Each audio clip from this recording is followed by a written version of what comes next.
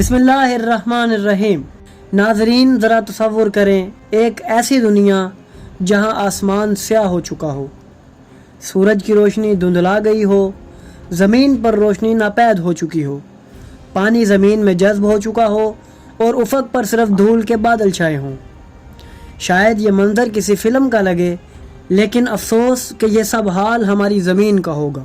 ناظرین، رسول اللہ صلی اللہ علیہ وآلہ وسلم فرماتے ہیں آخری زمانے میں ہوا تاریک ہو جائے گی، پانی زمین میں غائب ہو جائے گا اور افق گرد آلود ہو جائے گا۔ ناظرین، کیا یہ وہی کیفیت نہیں جو ایٹمی جنگ کے بعد پیدا ہوتی ہے؟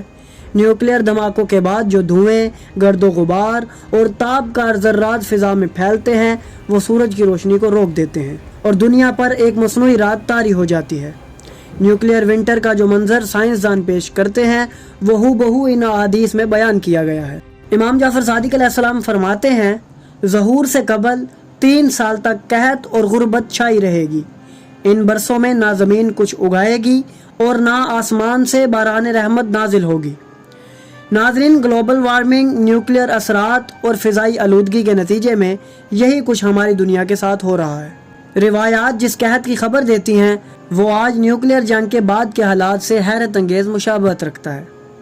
روایات میں آیا ہے ماہ رمضان میں مشرق کی طرف آسمان پر آگ کا ستون دیکھو تو اپنے لیے سال بھر کا راشن تیار کر لو، کیونکہ قحط کا سال آنے والا ہے۔ ناظرین، یہ عمود نار وہی نیوکلیئر فائر بال یا ایٹمی شعلہ ہو سکتا ہے جو زمین سے آسمان تک لپکتا ہے اور دنیا کو ہلا کے رکھ دیتا ہے۔ ایٹمی دھماکے کے بعد بلند ہوتا ہوا شعلہ ہزاروں فٹ بلند ہوتا ہے اور دیکھنے والے کو یہی منظر دیتا ہے جو روایات میں نار کا ستون کہا گیا ہے۔ امیر المومنین علی علیہ السلام فرماتے ہیں فتنہ ایسا ہوگا جیسے تاریک رات کے ٹکڑے جس میں انسان کو کچھ سجائی نہ دے۔ ناظرین، مستقبل میں ہونے والی جنگیں بھی اسی طرح کے مناظر پیش کریں گی۔ روایات میں آتا ہے کہ ظہور سے قبل پانی کی شدید قلت ہوگی، دریا خشک ہو جائیں گے۔ ناظرین، آج یہی کچھ ہو رہا ہے۔ ایٹمی جنگ کے نتیجے میں زمین کی ساخت اور آبی نظام بگڑ جاتا ہے۔ تابکار بارش پانی کے ذخائر کو زہر آلود کر دیتی ہے۔ روایات میں جو پانی کے ختم ہونے اور چشموں کے سوکھنے کا ذکر موجود ہے وہ نیوکلیئر آلودگی کی درست تصویر ہے۔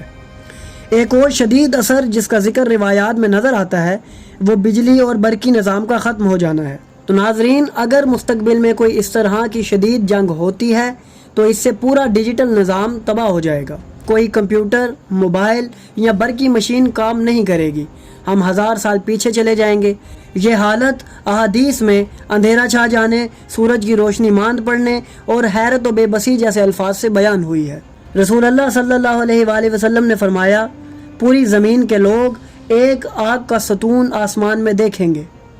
ناظرین، ایٹمی دھماکہ واحد ایسی چیز ہے جسے ہزاروں کلومیٹر دور سے بھی دیکھا جا سکتا ہے اور یہ پوری دنیا کے انسانوں کو لرزا سکتا ہے، یہاں تک کہ عالمی سطح پر اس ستم کا اثر ہوگا۔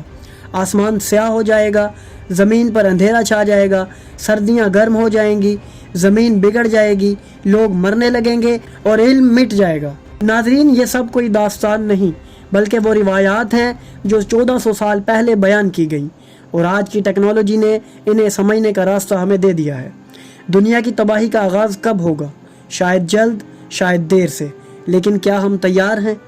تو ناظرین، اگر آپ کو ہماری یہ کاوش پسند آئی تو ہماری ویڈیو کو لائک کریں، ہمارے چینل کو سبسکرائب کریں اور بیل آئیکن کو بھی دبا دیں تاکہ آپ کو ہماری آنے والی مزید ویڈیوز ملتی رہیں اور آپ علم سے مستفید ہوتے رہیں۔